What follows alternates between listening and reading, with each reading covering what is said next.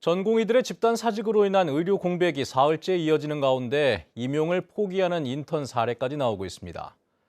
제주도 의회에서는 제주도가 비상의료 대응 단계 수위를 더 높여야 한다는 주문이 쏟아졌습니다. 홍수연 기자의 보도입니다.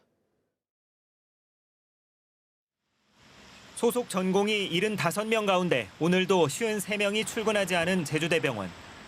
파견 전공의 18명도 출근하지 않으면서 응급실은 전문의 2명이 교대로 긴급 중증 환자를 우선해 받고 있습니다. 예약된 수술도 중증 환자를 우선 진행하고 경증 환자는 늦추거나 돌려보내고 있습니다. 입원 환자들은 사태가 길어져 제대로 진료를 받지 못할까 걱정입니다. 빨리 나서서 나가야 되는데 뭐 치료 문제라든가 그런 거. 제주대병원과 제주 한라병원에 대한 보건복지부 점검이 임박했지만 상황은 나아지지 않고 있습니다. 전공의들의 집단 사직으로 인한 의료 공백 사태가 이어지고 있는 가운데 계약된 인턴들의 임용 포기까지 발생하고 있습니다. 다음 달부터 제주대병원에서 근무하기로 계약한 인턴이 22명 가운데 7명이 임용 포기각서를 제출한 겁니다. 제주도가 실시한 4개 병원 점검에서도 전공의 10명 중 9명이 무단 결근해 업무 개시 명령 불이행 확인서가 보건복지부에 보내졌습니다. 사태가 이런데도 제주도의 위기인식이 떨어진다는 지적이 제주도의회에서 나왔습니다. 제주도의회 보건복지안전위원회의에서 의원들은 사태가 장기화 조짐을 보이는 등 현장의 위기감은 심각한데 제주도는 아직 큰 문제가 없다고 인식하고 있다며 대응 단계 상향을 검토하라고 지적했습니다. 중앙정부의 입장차, 또 의협 입장차들이 있기 때문에 시간이 좀 걸릴 듯한 그런 느낌들을 받기 때문에 좀 적극적으로 이 재난대책안전본부도 격상 운영하는 게 또 바람직하지 않은가 그런. 동네 병원들까지 이렇게 파업될 경우에는 사실상 격상이 필요한 거고 그 전에라도 의원님 말씀처럼 격상도 많이 필요하다고 봅니다. 이 같은 지적에 제주도는 김성중 행정부지사 주재로 지역 의료기관들과 의료 공백 최소화를 위한 비상대책회의를 열어 24시간 응급의료 체계 운영과 심각 단계에 대비한 대책을 점검했습니다. MBC 뉴스 홍수현입니다.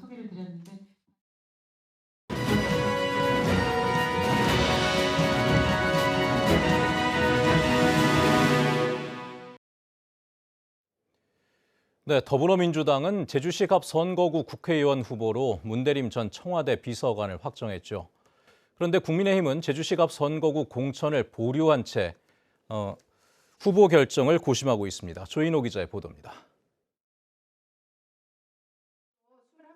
더불어민주당 제주시 갑 선거구 경선에서 문대림 전 청와대 비서관이 송재호 현 국회의원에게 승리했습니다. 이번 경선은 일반 국민투표 50%와 당원투표 50%를 반영했는데 민주당은 선거구별 1위만 발표하고 후보별 득표율은 공개하지 않았습니다.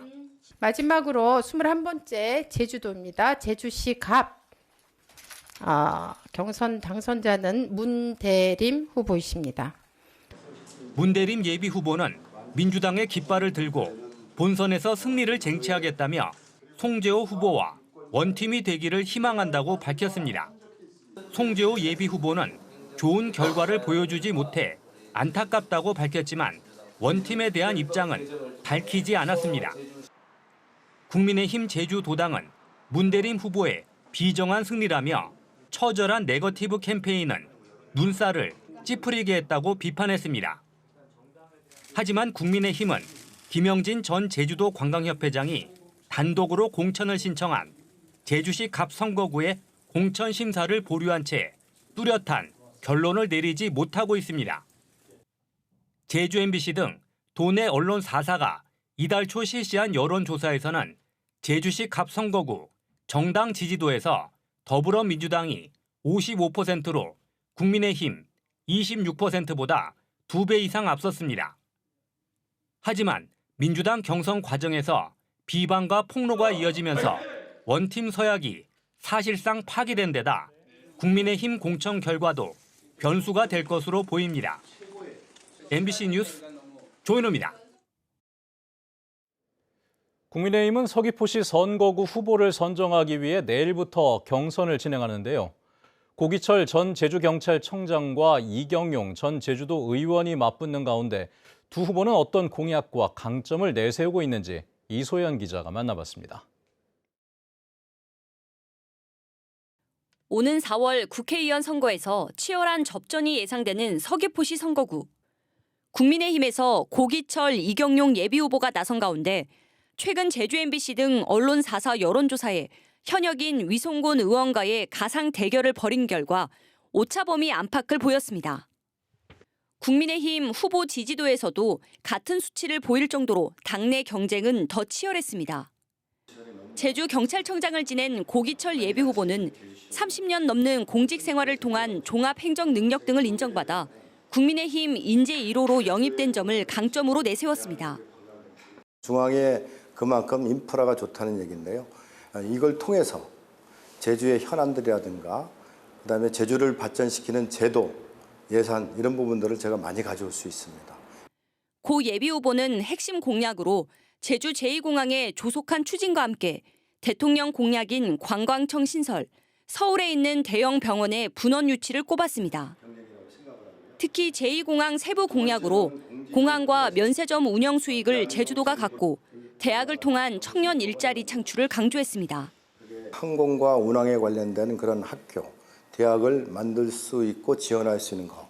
청년 인재 쿼타제를 더 상향시키는 거죠. 현재 35%까지 가능한데 50%까지 가능할 수 있도록 이런 법안에 넣으려고 생각하고 있습니다. 이에 맞서는 이경용 예비후보는 법무사 출신으로 제10대와 11대 제주도의원을 역임했습니다. 8년 동안 의정활동을 하며 법안과 예산심사 등 다양한 경험과 전국 광역의원 최고 의정대상 수상 등 정치 경력을 내세우고 있습니다.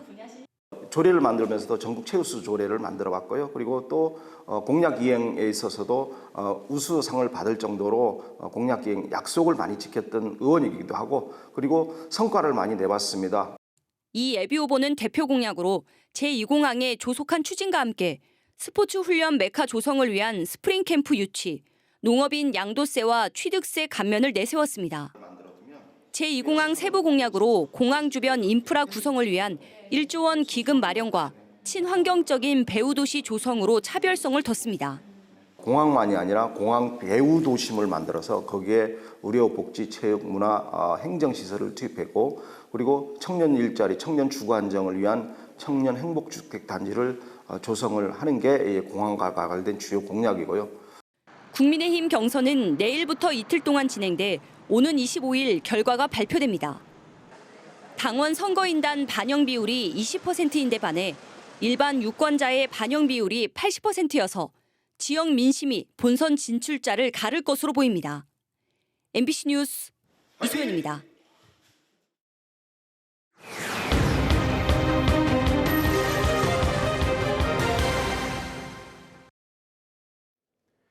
한국관광공사 자회사 직원 일부가 근무 시간 조작을 통해 수당을 부정하게 받아갔다는 의혹이 일고 있습니다.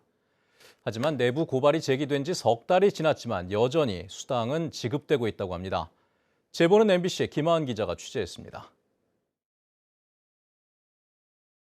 한국관광공사에서 운영하고 있는 서귀포의 한 골프장. 이곳의 코스 운영 등 시설물 관리는 한국관광공사의 자회사에서 맡고 있습니다. 이곳에서 환경미화를 담당하는 최상훈 씨는 지난해 여름 회사 휴게실에서 믿기 어려운 이야기를 들었습니다. 휴게실에 앉아 있는데 한 사원이 내려와서 팀장에게 이번 달에 4번 넣어줘서 고맙습니다. 이러니까 팀장이 당황한 눈빛으로 저를 쳐다보면서 반장님도 2번씩 휴일 수당 넣어주겠다고. 그 뒤부터 팀장의 말은 현실이 됐습니다. 휴일 근무를 하지 않아도 돈이 들어온 겁니다. 지난해 8월부터 올해 1월까지 일하지 않아도 지급된 돈은 매월 25만 원 정도로 모두 155만 9천 원이었습니다. 최 씨가 일했던 근무 기록과 본사 보고용 근무일지를 비교해봤더니 일하지 않은 날에도 일한 것으로 조작돼 있었습니다. 몇 초를 출근에 찍고 그걸 쓰고 그다음에 퇴근할 때 거기에 그날 자기가 일을 한 일일 작업 일지를 내용을 써요. 일일 근무 일지에 출근하지 않았는데 출근한 것처럼 돼 있고 그래갖고 제가 의심을 갖게 된 거거든요. 이렇게 근무 시간이 조작된 사람은 최 씨뿐만이 아니었습니다. 관리 권한을 가진 팀장을 포함해 최소한 3명 이상의 직원의 근무 시간이 조작된 것을 확인했다는 게 최 씨의 입장. 하지만 당사자인 팀장은 근무 시간 조작은 물론 수당 부정 수급도 없다고 주장하고 있습니다. 저희들 근무 일지 지문이나 다 본사 다 올리고 있는데 거기에 대해서 제가 뭘 어떻게 수정을 하고 붙이거나 그런 건 제가 손을 못 대주는 거죠.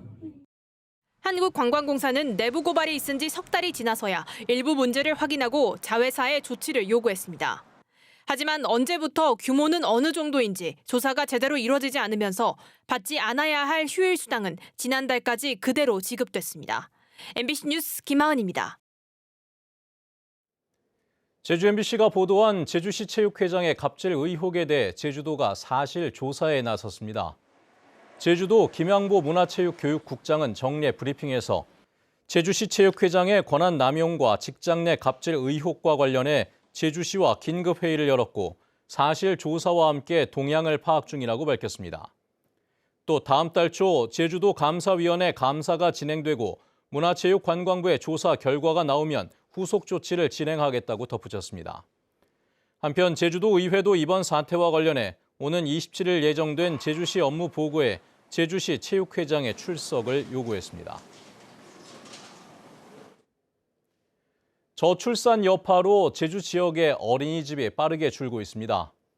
제주도에 따르면 이번 달 기준 도내 어린이집은 모두 426곳으로 10년 전보다 28.6% 줄었는데 10년 사이 어린이집 10곳 가운데 3곳이 사라진 셈입니다.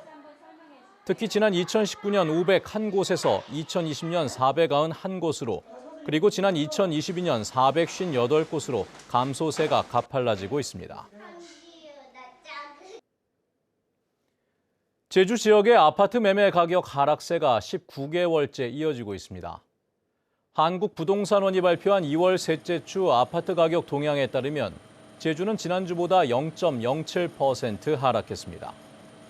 제주는 지난 2022년 8월 셋째 주에 0.05% 내려 하락세로 돌아선 뒤 지금까지 19개월째 하락세를 보이고 있는데 전국 주간 아파트 매매 가격은 12주 연속 하락세를 보이고 있습니다.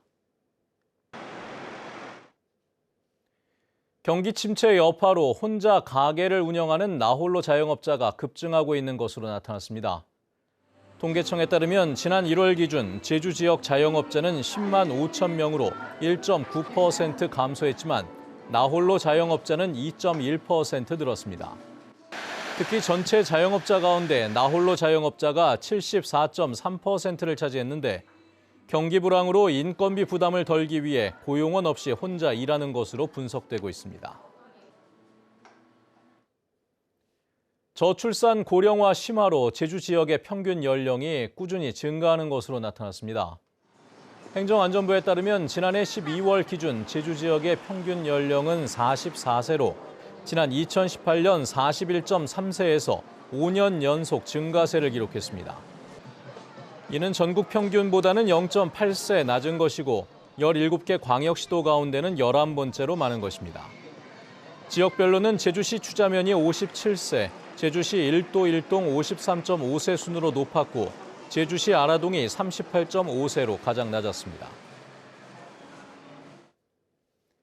제주 마늘 재배 면적이 10년 새 절반 이상 줄어든 것으로 조사됐습니다.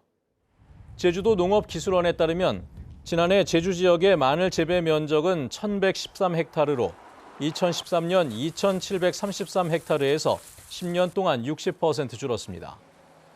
농업기술원은 대부분의 작업을 인력에 의존하는 마늘 재배 특성상 인력 감소와 고령화로 일손이 부족해지면서 재배 면적이 급감한 것으로 보고 있습니다.